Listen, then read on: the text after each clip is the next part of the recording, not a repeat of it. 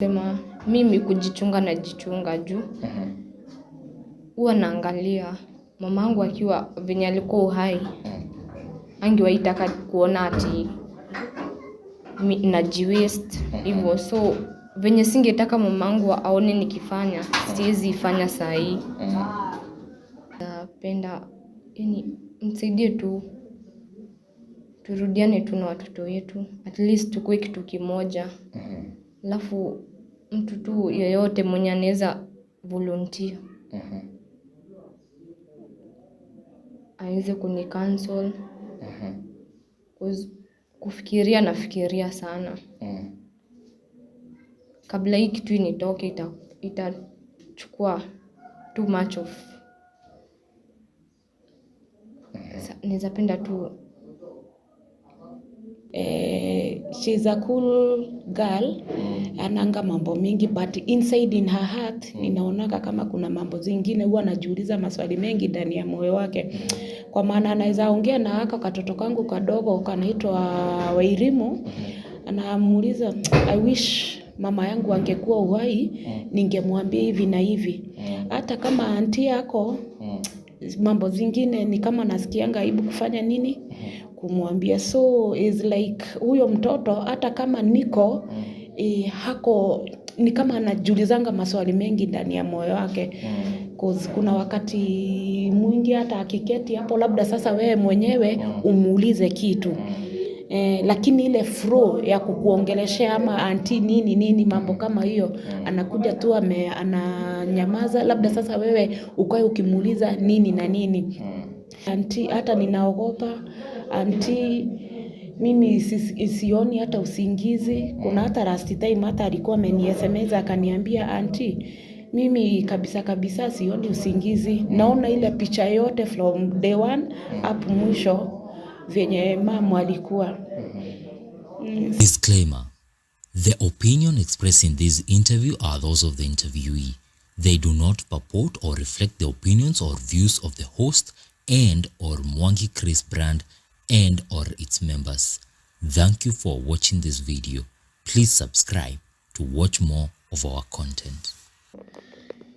Yeah, good morning, good afternoon, good evening. Inadepend hii video unawatch saa gapi. And today it is my privilege nimekuja hizi side za Mwiki mahali kunaitwa tuko kwa Pefa ambayo inaitwa place inaitwa ni Manguo ama Manguo yeah. Na kama mnavyojua na tulikuwa tunafuatilia family ambayo it is not actually good in our ears to listen to this, to hear this each and every time. But because of following up about these kids, about this family, we decided to come to this church where Faith amekuwa akishiriki kutoka ile siku walipoteza mama yao. In case unaweza shidwa ni story gani tunaongelelea, tunaileta kidogo kwa screen na ndio hiyo umejaribu kuiona. Nilala chini leo, acha mimi nilale juu. Juu Siza alikataa kulala na mimi akasema ataenda kulala na mama. So ikiwa around saa 8 na 48 ndo babangu alikuja kuniamsha. Alinitap miguu sasa. Nikaamka. Venye niliamka ndo niliangalia simu yangu. Niko na ni saa 8 na 48. Mimi hadi nilikuwa nasema ni mama anakuja kuniamsha akiniambia amewezwa sasa. So ndo kuangalia nikaona ni babangu. Na alikuwa ameshika kisu kwa mkono, ilikuwa imejaa damu. So mind yangu iliniambia mimi amekuja kuua sasa. So mimi nilikuwa tu na ile uoga ya kushuka kwa bed juu nilikuwa najua nikishuka tu hapa nikikanyagisha miguu zangu chini. Labda nilikuwa nasema ananidunga saa kesi ya tumbo. Hiyo ndio ilikuwa imekuja kwa akili yangu sasa. Lakini nikamwambia Mungu kama umesema hii ni siku yangu ya mwisho, acha ikuwe juu sitazuia. So mimi nilishuka kwa bed. Nilisema chenye itafanyika acha ifanyike. So mimi nilishuka na nikampigia magoti nikamwambia usinifanyie kitu yoyote. Akaniambia yeye ana shida na mimi, lakini nikijaribu kupiga nduru ama nijaribu kuitana ndo atanifanyia kama venye amefanyia mama yangu. So hapo ndo nilijua kuna kitu iendi poa. Juu yeye hakuwa amejiumiza mahali popote, lakini kisu iko na damu. So ndo aliniambia niende sister yangu bedroom. Venye nilienda ndo nilikuta mama. Sister yako ana miaka ngapi? 2 years. Ndo nilikuta mama amelala hapo kwa bed akiwa ameshakufa juu alikuwa amekatwa shingo. So mi nilichukua tu sister yangu nikarudi naye sitting, tutika wakateremka na caretaker. Wakakuja wakanipata hapo kwa dirisha, wakaniuliza nini mbaya, nikawaelezea kila kitu. So mi nilikuwa na beg tu caretaker nipe funguo, juu mama alikuwa amempea spare keys zetu. Na beg tu nipe funguo, nifungue nyumba. At least tutoke huku ndani juu hatujui nini next inaweza tufanyikia. Lakini alikataa kunipea funguo. Juu alikuwa anasema namdanganya. Akaniambia niogoje hadi asubuhi ifike ndo ite watu. So mimi nikakosa otherwise. Nikarudi tu hapo kwa kiti, nikaketi hapo. Lakini nikiwa nimeketi tu hapo, babangu alikuwa anashinda tu akiniita niende nimalizie sasa, nimuue sasa. Nikamwambia mimi siwezi fanya kitu kai. So na leo tuko na Faith, mamake the late mwenye mzazi wake aliweza kupotea. Mzazi wake aliweza kuuliwa kwa nyumba na baba yao. Na kama vile nimesema, we are only here to follow up vile hao watoto wamekuwa, vile hao watoto wamekuwa wakiishi. Na nafurahi kwa sababu nimpata kwa kanisa. Hapa ndipo mamake alikuwa anashiriki kwa hili kanisa la PEFA. Na Mungu ni mkuu kwa sababu Faith amekuwa na nguvu ya pia kuongea na sisi, although ningependa tusikie kwake kwa sababu mambo ambayo tunasemaga inashikiliwa na mwenye ako na mambo, sio mwenye hasa anauliza. Mambo Faith? Poa. Umekuaje? Nimekuwa poa. Umekuwa poa. Maisha imekuaje? Since mama tuache. Maisha ijakuwa hivyo poa juu tulikuwa tumezoea. Tuko na yeye kila wakati. Sasa hiyo unaamka unajipata ni nyinyi peke yenu tu ama ni wewe peke yako. Cause hadi venye alipass, we got separated with our kids. Sasa imekuwa too hard for us.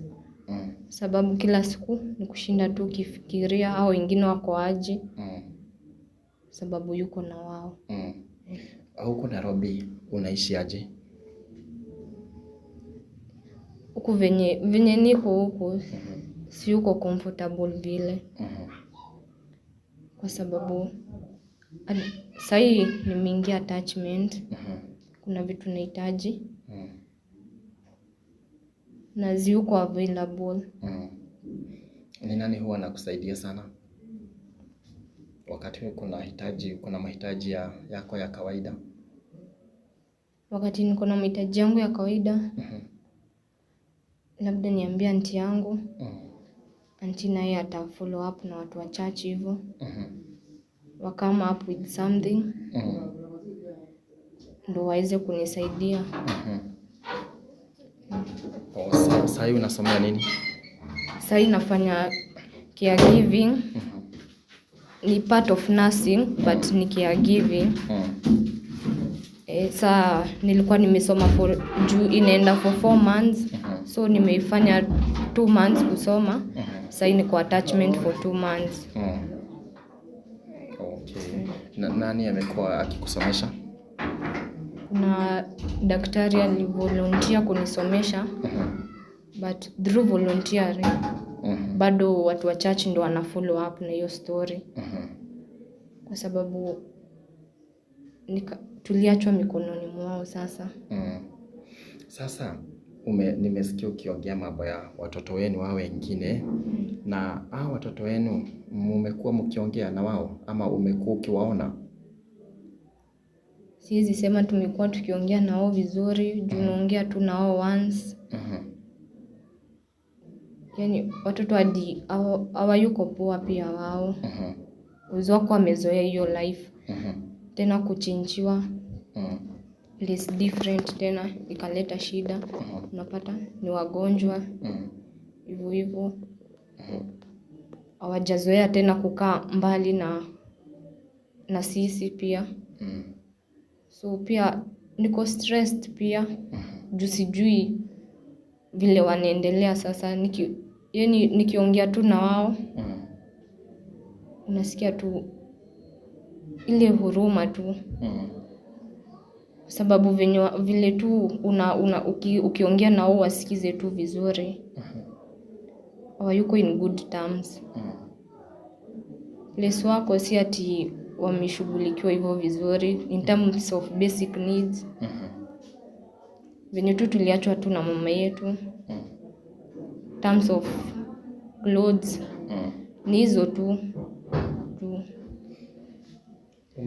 Wakati sasa relationship yako na shosho na watoto imekuwaje? Haijakuwa mzuri hivyo. Kwa sababu hatukuwa tunasikizana na shosho vizuri. Kwa sababu gani?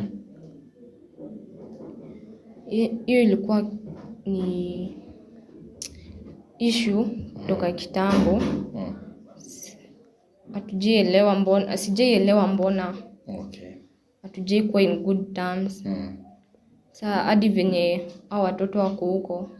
Sisikiangi nikiwa comfortable. Kwa sababu nashindanga tu nikijiuliza wanapitia nini. Mimi ndo niliachiwa hao watoto kama first born wao. So sijui what they are going through. Kwa sababu si kila time tutaongea na wao. Times zingine utapiga simu usikie uambiwa yuko karibu. So life tu ni ngumu tu bila wao. Kutoka mom awaache. Umewahi ona watoto wenu? Nimewaona tu once. Time nilienda kwa visit kwa ushago. Kutoka hapo tujaionana na wao tena. Mtoto wenu mmoja ako class? Na huyu second born mwenye ako form 1. Na saa third born ndo ako grade 4. Huyu mdogo ndo ameturn 3 years juzi tu. So wako kindergarten. Uko saa ndo at least asishinde akiuliza tu maswali mingi, mama yake wako wapi, sisters wake wako wapi. Yani anapelekwa tu hapo siku ipite. Ni nani anasomesha hao watoto? Hao watoto shushu atapiga simu aseme wanahitaji hii na hii. So juu church ndo ana follow up au ndo atafuatilia. Whatever they come up with wanatuma huko. Wasaidia kusukuma hiyo tamu. Na hivyo inaendelea tu hivyo. Sasa vile umekuwa huko Nairobi, umekuwa na rafiki wa aina gani hizi? Uko na marafiki ambao wanakusaidia kimawazo, marafiki wanakusaidia kusoma? Since mama alipass, nimepitia marafiki different. Marafiki wengine wakanitenga. Nilikuwa na huyu rafiki mmoja mwenye tulitoka na yeye since tukiwa shule. But the time nilipoteza mamangu, hakuwaitaka kuniona tena. Because alisema haizi enda na mtu ana wazazi. Hiyo kitu ilini hard. So kufind rafiki tena na nimtrust tena naonanga tu ikiwa kitu ngumu. But hapa mali niko attachment, at least kuna marafiki wanakuonyesha hiyo upendo, that love. Na kuonyesha uyuko peke yako. Okay. Fei nikikuangalia naona still ni kama kuna stress zinakusumbua sana. Kuna mtu ambao unaongeleshaga sana wakati umekuwa traumatized na vile ulikuwa umeona vile mama alikufa, vile mama aliwaacha, umekuwa na hard time. I can see you are, it's like hata ukiongea words zinatoka zikipotea. It's like you are now forgetting what is really disturbing you. Naweza sema tu sijakuwa in good terms. Juu situation imekuwa ngumu. Kitu mostly nanisumbua sana ni venye tuliseparatiwa na watoto wetu au wengine. Tena kufikiria sana kila saa. Unashindwa wewe ndio uliachwa ka first born. Si ati uko old enough kushughulikia wengine. So ukijaribu tu kuangalia kama wewe first born, unaona maisha imekuwa tu ngumu kwa sababu wewe ndio hao watoto wengine wanaangalia. Sasa hatuna mama yetu. So unashindwa utawafanyia nini? Uwezi kataa watoto wenu na ni wenu. So inabidi tu unavumilia tu. Yaani unajaribu tu kuonesha you are okay and you are not. Sasa vile sasa pia umekuwa college, na unajua msichana maybe anaweza patana na marafiki. Are you taking care of yourself? Like, you know, kuna mambo ya early pregnancy, kwenda nje sana, kukunywa. Have you engaged yourself with such thing? Naweza sema mimi kujichunga na jichunga juu. Huwa naangalia mamangu akiwa venye alikuwa uhai. Angewaitaka kuona ati najiwaste hivyo. So venye singetaka mamangu aone nikifanya, siwezi ifanya saa hii. Lazima nihakikishe at least nimeweza kusaidia watoto wetu, tumekuwa successful in life. Then hizo vitu zingine zikuje baadaye, but for now ni kufocus tu. Kanisa imekusaidiaje? Kanisa imenisaidia tu sana juu since mama passed. Wao ndio wamekuwa tu wakituangalia, wakutuacha. Yaani wametusaidia hadi sijui niwaambie aje. Lakini wametusaidia tu sana. Mimi naweza penda tu kusema asante kwa niaba yao. Yeah. Sasa ungependa uongeleshe watu. Ungependa kusaidika aje? Hata kama kanisa tutaongea na wao, wewe hasa ungependa kusaidika aje? Ni nini huwa inakusumbua sana? Huwezi ambia mtu, lakini sasa unaweza isema. Ni aje unaweza saidika wewe? Mimi naweza penda yani nisaidie tu turudiane tu na watoto wetu. At least tukue kitu kimoja. Alafu mtu tu yeyote mwenye anaweza volunteer.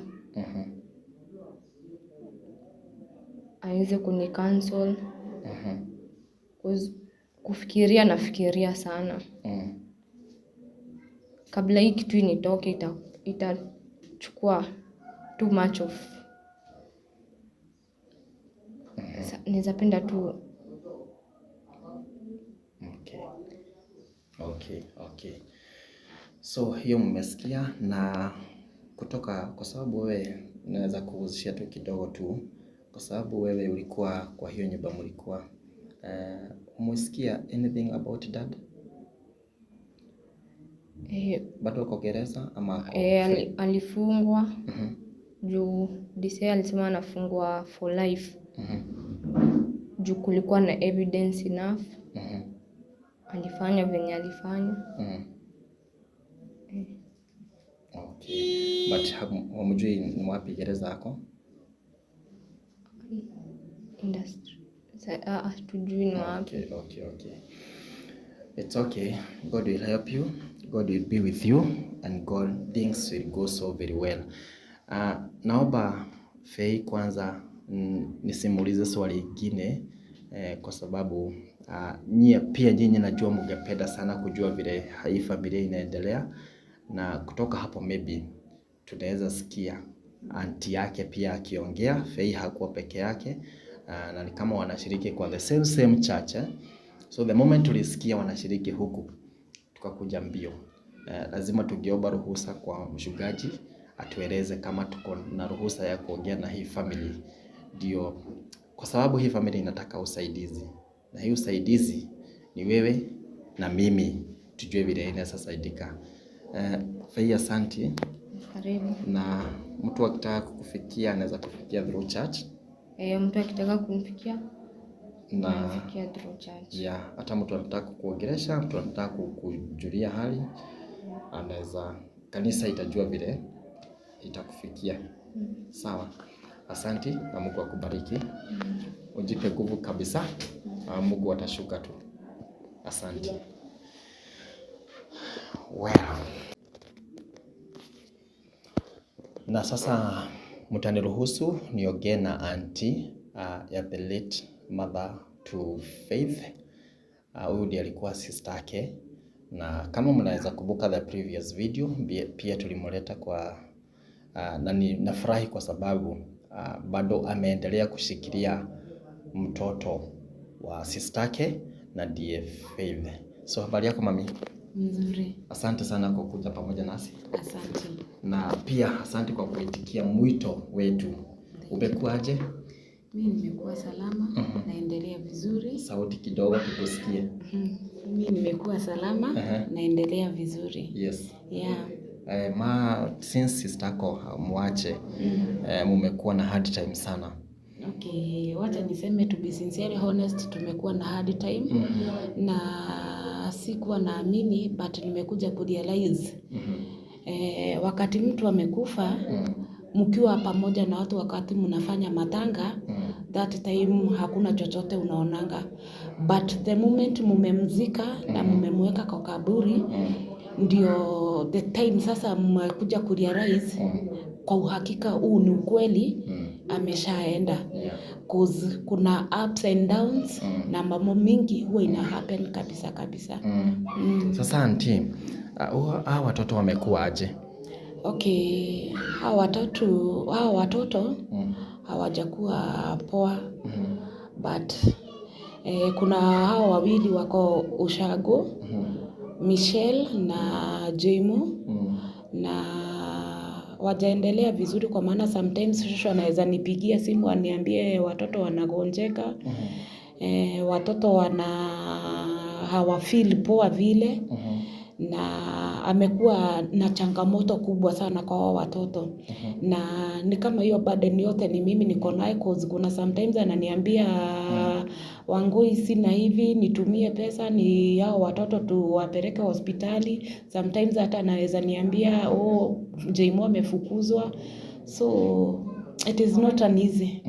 Yeah. Ukisema watoto kugojeka, ni kugojeka hii ugonjwa ya kawaida ama ni kama stress inawashika fulani, stress ya I think ni kama stress cause haiwezi kafika wiki moja ama wiki mbili unasikia Wangui mtoto amegonjeka, sijui mtoto ameanguka kanaitwa Jaimo, anaumwa na kichwa of a sudden, mambo kama huyo. Alafu huyu mwingine mdogo ni kukohoa hivi. Unaona, I think the catch up ya hiyo environment haijakuwa nini kwao. Sasa watoto unaona kuna mahali inafika maybe wanaanza kuita mama yao ama wanaanza kuuliza mama yao. Okay, to be honest, especially huyu niko naye, huyu wa form 1, kuna sometimes anaweza kuja kwa nyumba, she's a cool girl, ananga mambo mingi, but inside in her heart ninaonaka kama kuna mambo zingine, huwa anajiuliza maswali mengi ndani ya moyo wake. Kwa maana anaweza ongea na haka katoto kangu kadogo kanaitwa Wairimu, anamuuliza I wish mama yangu angekuwa uhai, ningemwambia hivi na hivi. Hata kama auntie yako, mambo zingine ni kama nasikianga aibu kufanya nini, kumwambia. So is like huyo mtoto hata kama niko hako ni kama anajiulizanga maswali mengi ndani ya moyo wake. Cause kuna wakati mwingi hata akiketi hapo, labda sasa wewe mwenyewe umuulize kitu, lakini ile flow ya kukuongeleshea ama anti nini mambo kama hiyo, anakuja tu ananyamaza, labda sasa wewe ukae ukimuuliza nini na nini. Tena huyu mkubwa huyu anaitwa Faith, hata yeye anakuanga akinipigia, most of the time ananipingiaga sana. Naniambia anti, hata ninaogopa anti, mimi sioni hata usingizi. Kuna hata last time hata alikuwa ameni-SMS akaniambia anti, mimi kabisa sioni usingizi. Naona ile picha yote from day one up mwisho venye mama alikuwa. Sasa physically tunaweza kuona Faith yako power, but mentally she's not well. Na mkimwangalia hivi anaweza kuwa anaonekana ako sawa, but mentally she's not well. Ningeuliza tu counselors wanaweza msaidia deep kabisa ina heart, cause hata usiku hata kutoka hapa azime taa inakuanga gumu sana. Anaogopanga, ananiambia anti, huwa ninaogopa. So tunauliza tu wamsaidie na yes.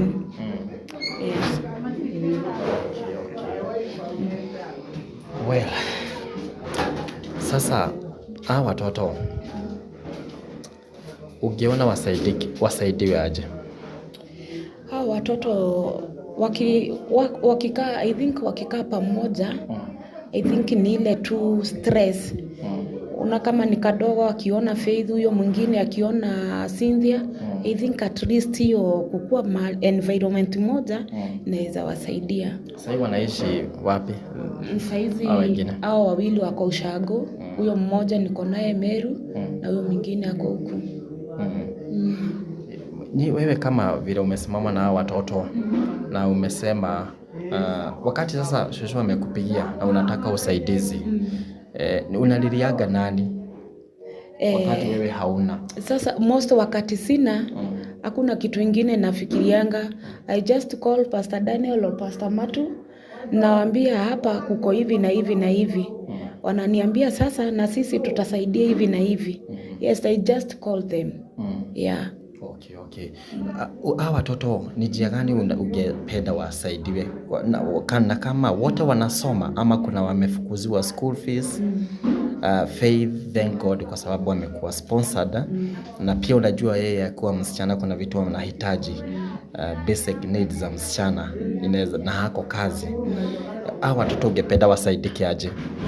Okay, for example kama Faith kuna most of the time unajua hakuna mtu mwingine, hawana yani mwingine ama auntie mwingine wanaweza call, cause especially these they are girls, na ni lazima waniambie auntie, nataka pesa ya kununua hii na hii na hii na hii. Auntie, leo sina fare ya kwenda shule. Auntie, nataka hivi na hivi na hivi. So inaweza kuwa hiyo mzigo iko ngumu sana. Huyo mwingine naye ako form 1, uwezi ukatuma aende hivyo. Ni lazima umunulie shopping, ni lazima hizo vitu za hapa na pale. So inaweza kuwa iko burden sana. Hii usaidizi ikikuja kwa watoto, mnaweza kuwa na shida ikienda kwa njia ya kanisa? Okay, kwa njia ya kanisa from the first beginning, kwa njia ya kanisa mimi naona Juma Majaimu alikuwa anashiriki na hii kanisa na alikuwa trust kabisa. Ikikuja through kanisa, we trust them na they are transparent. Yeah. Kutoka Mama Jemo apumzike, kanisa imekuja through kwa watoto? Kutoka Mama Jemo age, they usually contact us, wananipigiaga simu, na hata mimi nikiwahitaji, nikiona kuna mahali kumeenda long na labda watoto, labda hata Faith anataka counseling, I just call Pastor Matu na namwambia Faith anataka hivi na hivi, na naniambia Roda usijali, nitashughulika, ama Pastor Matu ama Pastor Daniel wananiambia nitashughulikia. Yeah. Okay. Maybe tunaweza kosa kupeana namba ya Faith in case kuna mtu angependa umfikia. Anaweza fikiwa na njia gani? In case kama kuna mtu anataka kumfikia, ni guidance and counseling, anataka kuongea na huyo mtoto, anataka maybe akae kwake for 1 week, na anaweza afikiwaje? Okay, anaweza Pastor Matu Ezia. Any contact Pastor Matu ako nayo. Okay. Ama mimi. Okay. Thank you very much kwa hayo auntie, na Mungu atazidi kufanya makuu.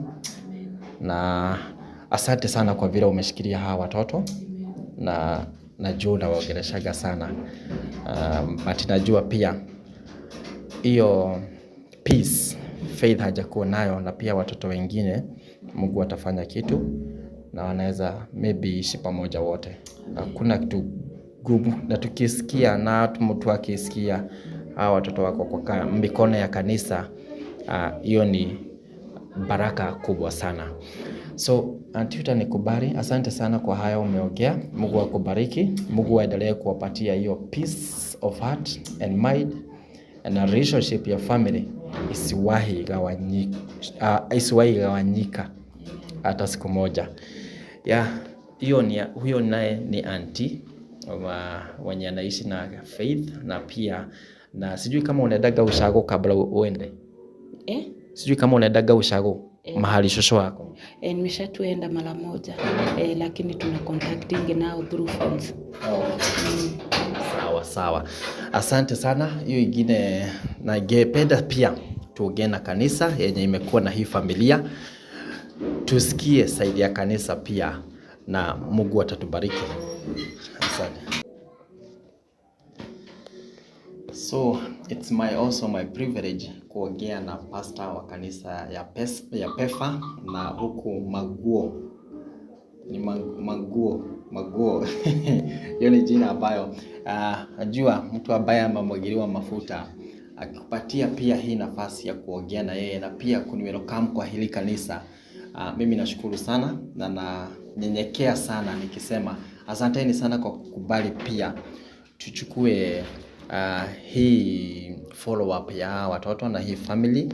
Kwa hivyo mimi saidi yangu nanyenyekea, na pia pamoja na mafans wangu hapa tumenyenyekea sana kwa hiyo ombi ambao tuliomba. Alafu pastor hakuwa na shida kamwe, akasema you can still come and we can still talk about it, we don't have any problem. Habari yako mchungaji? Mzuri sana bwana Chris. Yes. Good to see you once more. Mimi nafurahi sana kwa sababu this is where you belong. Na ukasema bado tukanyagishe miguu yetu hapa. True. Asante sana kwa hiyo yote. Na kuna watu wanakujua sana na walikusikia na wakasema kwa hakika ni vizuri kusikia side zote wakati mtu anaongea. True. Na nimefurahi kusikia watoto mmekuwa mkiwashikilia. Life imekuaje mchungaji kutoka ile siku? First of all, wakumbushe jina yako. Okay. Yeah. Wale wote wananiangalia, majina yangu ni Pastor Matu. I'm the senior pastor or the presiding pastor of PEFA Manguo. Na hapo ndio Mama Jemo the late alikuwa anashiriki. Na for sure as we said in the other clips, Mama Jemo alikuwa one of us, and she was one of the dedicated members. We still continue to feel the loss up to now, and her gap has not been fully filled, but we believe in God that in time God is going to fill it up. But as a pastor, you have that pain of losing one of the beloved and one of the most dedicated member of the church, a reader for that matter, and a person who was passionate about her work. Thank you. Yeah, kulingana na vile nimekuja hili kanisa, nimefurahi kuona Faith akishiriki mpaka pale mbele. Najua kulikuwa na differences from our previous interview. Najua mambo ilikuwa inaenda, maybe mambo haikuwa inaelezwa vile inafaa. True. So unaweza tuambiaje mambo ya huyu mtoto vile amekuwa maybe kwa kanisa? I want to pick it up from the last clip we had. Number one, there was a lot of miscommunication, and there was a problem of how the information was relayed to the public, and it wasn't in the best way. And as a result, we are where we are because of some mistakes that occurred, However, as a man of God, we don't continue building on past mistakes. Neither do you continue condemning a person for making a mistake. Faith has not been very bad, but she has not been okay. I've been in communication with her. I've been calling her. And as much as she is putting a brave face, she's going through a lot. Number one, her age. Chris, this is a girl, very young in age, tender. And she would do better if she was in the heart of her parents. But now that the parents are not there, I know she has been going through a lot. And as a church, we have been trying to reach out to her and support her and stand with her in terms of encouragement, counseling, and also any financial aid that the church can afford it to. But I want to answer your question. She is putting a brave face, but she has not been okay. You can tell it when you sit close to her that something is not okay. Yeah. And I feel it because she's the age of my daughter. I wouldn't like my daughter to go through what she's going through. So she has not been okay. Yep. Maybe as a father, kwa hawa watu wanatuwatch hapa, ni hatua gani ungependa achukuliwe?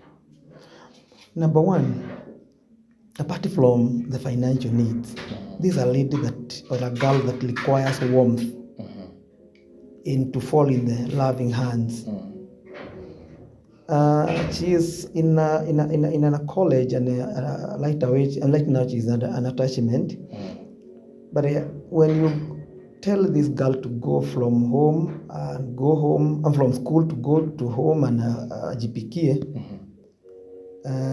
hata kama hasemi itakuwa shinda. So she need number one, assurance that things will be okay. Assurance that somebody cares. Assurance that somebody is concerned. Number two, we come to the material needs. When you go to college, you are not alone in college. There are those who come from very well families. There are those who can afford a lot. And you are there. You have nobody you can call on to. The father is not there. The mother is not there. You feel it, Chris. When she is emotionally down, she has nobody to share whatever she is going through. So my appeal is, if we can be able to team up with those who are watching me, and we start with her materially, financially, and also to counsel her to be able to overcome the trauma, I think she'll be a better person. And you know the calling we have as pastors is to lead people better than we found them. We don't condemn. We do not. Ours is not to condemn. Ours is to do what is right and assist the person to become the person, the potential in the person to be harvested and to be harnessed and to be realized. Yep. So in addition to that, have you heard of the other kids? I want to be honest. We have been trying to follow up. We had organized to go to Nyahururu, where the children are, because as I said in the other clip, the conditions there were not right. Initially, we had tried to have the children remain in Nairobi, so that as a church we can come up together. We had even hired a house for them. The church was ready to pay the house. The church was ready to meet the daily need of the children.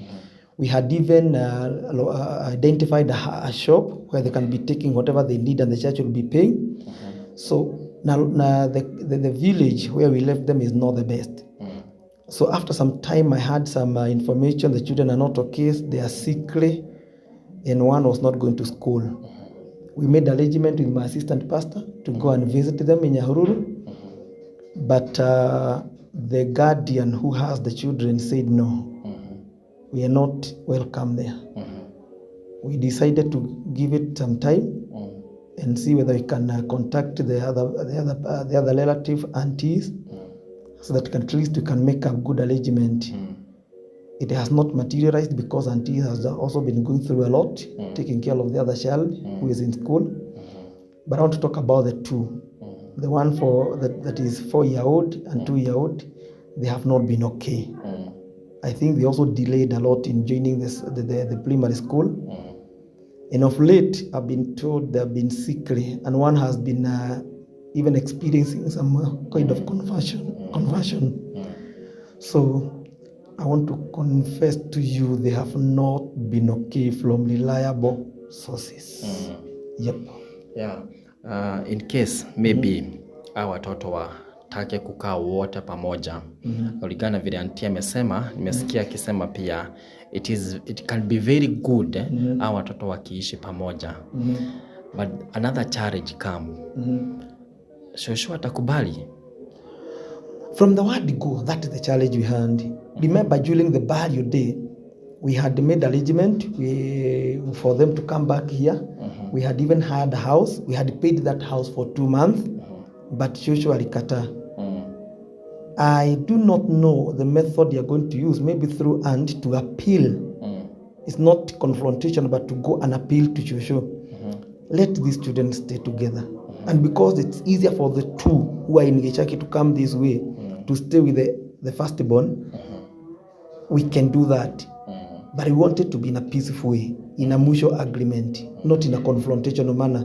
Because our desire is for the good, to see that these children prosper. We have our desire is for them to be okay. We are not competing for anything. We are not trying to pin somebody down. We are not trying to show who is strong, who is weak. Ours is the well-being of the children. If somebody can talk to this Shosho, the mother to the late, to agree and to see the sense in the family staying together, so that even that one who is in secondary school in Meru, once she closes school, she can come to a place she can call home. And that when that one is done, the church will now be able to take care of them in a very organized manner. They'll have a place they can call home.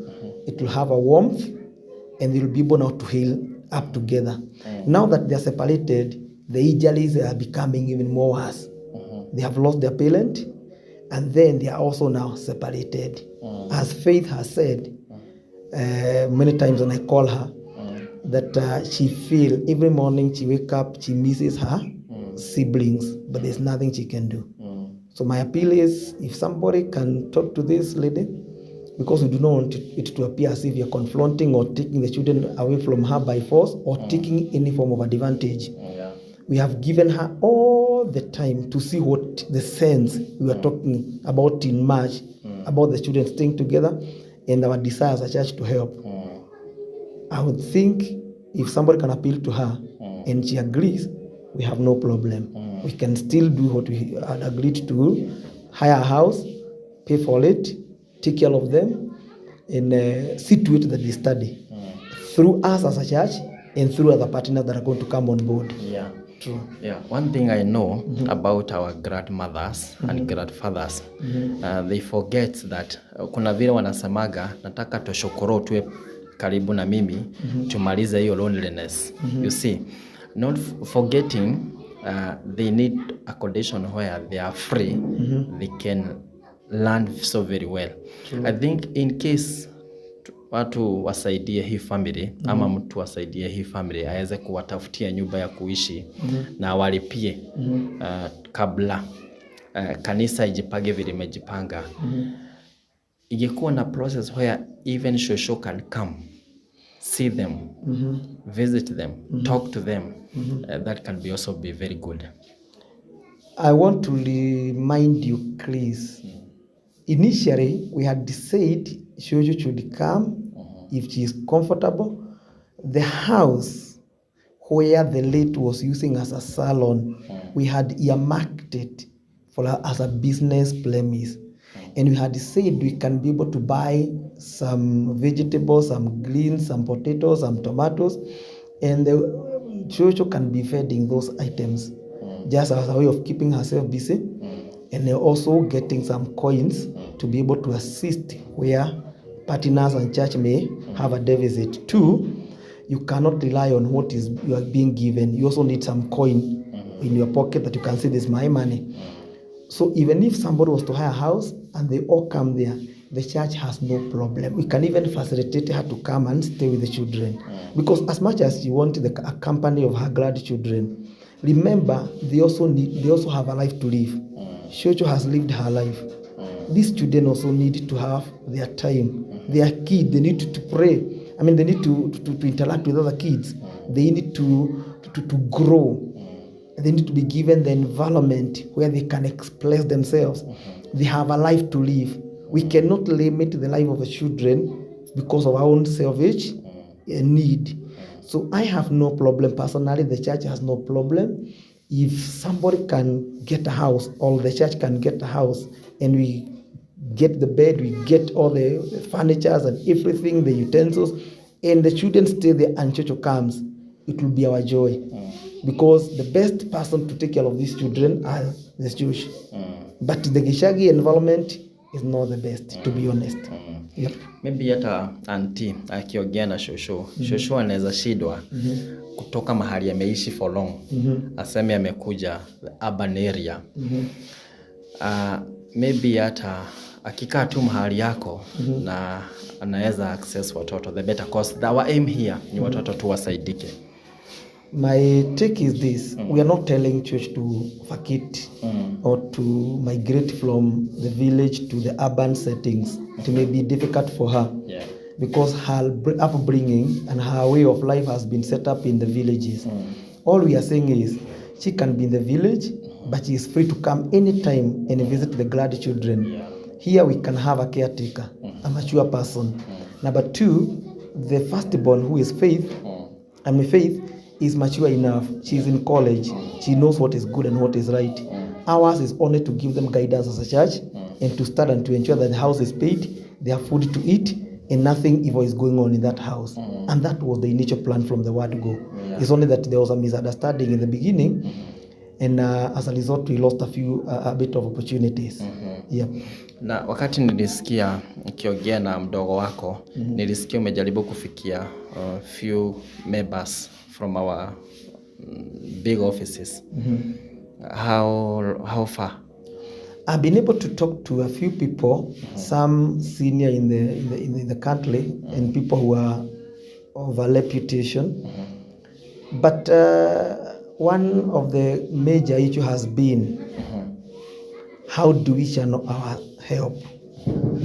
Has the family given you the right? Has the family given you the right to collect anything on their behalf?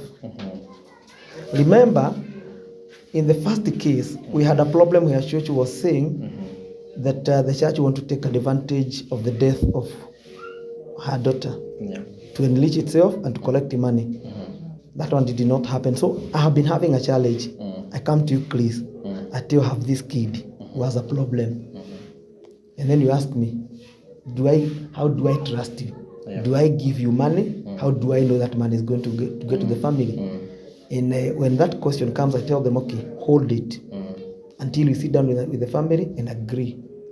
Now, once we agree with the family, then that's not a problem. There are people who are willing to assist. But the issue has been, which channel do we use? Because there has been cases where people take advantage of others. And you collect the money, you put it in your pocket. So that has been the issue. So thank you very much about that. That was a good clarification. And in case hapa kuna watu pia wangependa kupea watoto support kwa sababu as you said they need house, they need food. Ningependa kwanza wewe hasa utusaidie na namba yako ili mtu angependa kufikia Faith. Na wewe pia utaweza kufikia Faith na pia utaweza kufikia auntie. So namba yako inaweza kuwa gani? My official number is 0722 225 638. I come again, 0722 225 638. Na nimeona pia kanisa mko na account. Maybe kuna mtu pia angependa kununulia hawa watoto chakula. Account number ya kanisa ni gani? You can pay through pay bill 400 200 Account is 4,8130. I come again, pay bill number 400,200, account 4,08130. Tutaipin hapo chini, mtu anaweza screenshot na isave kwa simu yako uweze kusaidia hawa watoto. Na kama unaweza fikia Faith, kama ungependa kuongea na Faith, pigia pastor. Hatutaki sasa vitu kiudutho, ati huyu alipewa hii, huyu mwingine alipewa hii. And because hawa watoto wote wameshikiliwa na kanisa. Na napenda sana vile auntie alisema wakati amekosa maybe anaweza piga kanisa inamsupport pale inaweza. Now kanisa ilikuwa willing kusaidia hii family. And you can tell kama Faith amekuwa hapa, it's been few months kutoka mamake waache, ni like how man ni 2 or it happened on March. So yeah, if only that the church was bad, hata Faith hangekuwa kwa hili kanisa. And I'm very happy because pia umesema umejaribu kufikia. I think hata leo kuna mlikuwa mnagoja one of the prominent person akuje muongee on behalf of this family. So that is exactly what we have been following, and this is exactly what the church has been doing, and I hope things will come out very well. Give your support. Maybe please to clarify on one which we have been here waiting for one of the senior people in the country. It's only that he got late, but he has given an assurance that the check for the child has been written, and he'll be delivering it on Sunday, coming Sunday. So once that check is written, we'll screenshot it and send it to you to show that we are not yet through with this family. We are following up with the people, and we are really concerned, really concerned, and we are not going to let it go. Okay. Thank you. Thank you. So make Faith your child. Make the others your child as well. Maybe you as a woman, you can talk to pastor. Maybe unaweza taka akutembelee, muongee naye pamoja one on one, kwa sababu pia mahali anaishi unasikia sometimes hata stima kuzima inaweza kuwa I think it can be a problem, kwa sababu kitu ambao umeona na macho kabla ikutoke na the age ya huyu mtoto vile mnaiona inaweza kuwa gumu. Please give your support. I know you can. Unaweza wanunulia supper, unaweza wanunulia shopping ya wiki, ya mwezi. Faith mnajua kama wasichana akona basic needs zake. Let's talk to the church ili hata kama ni deliverance utadeliver. That is hiyo namba ni ya pastor atafikisha. Na kama pia ungekuwa unabeba food, unaweza waletea zingine tu zitapelekwa mpaka ushago aunties here, even clothes and even money, ili watoto waweze kusoma. Kama unaweza jitolea useme mtoto mmoja utamsomesha for 1 year, Mungu atakusaidia tu na Mungu atazidi kuwa pamoja na wewe. Mimi naomba tumalizie hapo na we still follow up, na tumeona transparency kwa hili jambo lote, na alafu tumeona kanisa inazidi kushikilia hii family. Tusiachilie hii familia, imekuwa na ugumu na bado hawa watoto bado ni wadogo, but still tutazidi kusimama na wao. May God bless you, may God be with you, and thank you very much for watching this.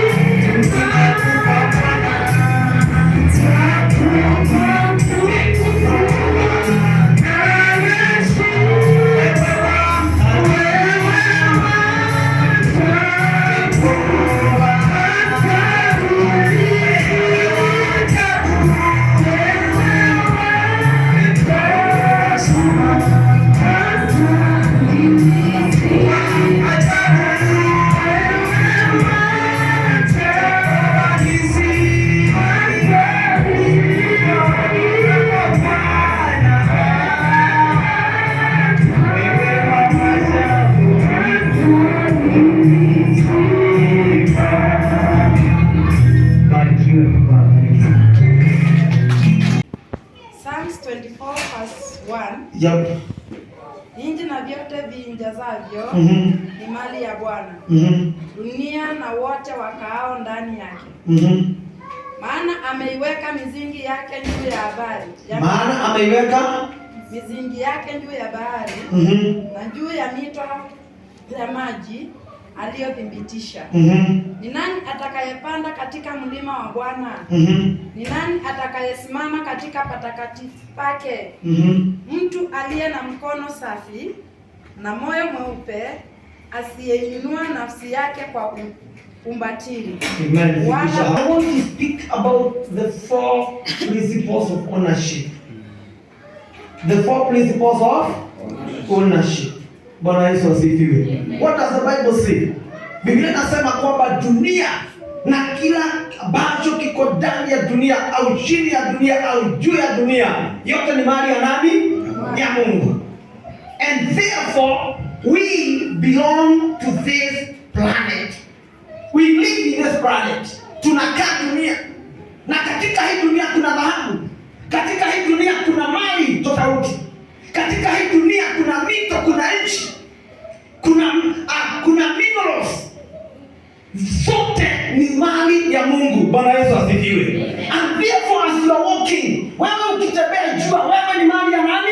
Ya Mungu. Ukiona dhahabu pahali, hiyo ni mali ya nani? Ya Mungu. And therefore we are owned by God. We do not own ourselves. We are tenants in the house of God. Sisi ni kama wale watu ambao wamekodisha nyumba. Nyumba ni ya mwenyewe, lakini wewe unakaa hapo. You are a tenant in that house. And therefore the house does not belong to you. Bwana Yesu asifiwe. Biblia inasema vizuri sana. Mali yote iliyo dunia yenyewe, wacha nchi, dunia yenyewe ni ya nani? Ni ya Mungu. Na kila chochote kilicho ndani ya hiyo dunia ni mali ya nani? Ya Mungu. Kwa hivyo inamaanisha nini? Sababu sisi tuko katika dunia, dhahabu iko katika dunia, mafuta iko ndani ya dunia, manyumba iko ndani ya hii dunia, yote ni mali ya nani? Ya Mungu. Bwana Yesu asifiwe. Geukia ni karibu na yeye, mwambie hata wewe ni mali ya Mungu. And therefore because we do not own anything, how do we now relate to the owner? We are not the owner.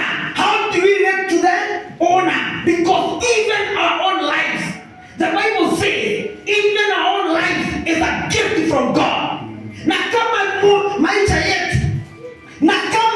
maisha yetu yenyewe ni mali ya Mungu, how do we relate to the owner of our lives? Bwana Yesu asifiwe. Hallelujah. Of the Lord, and may God bless his word, and the church say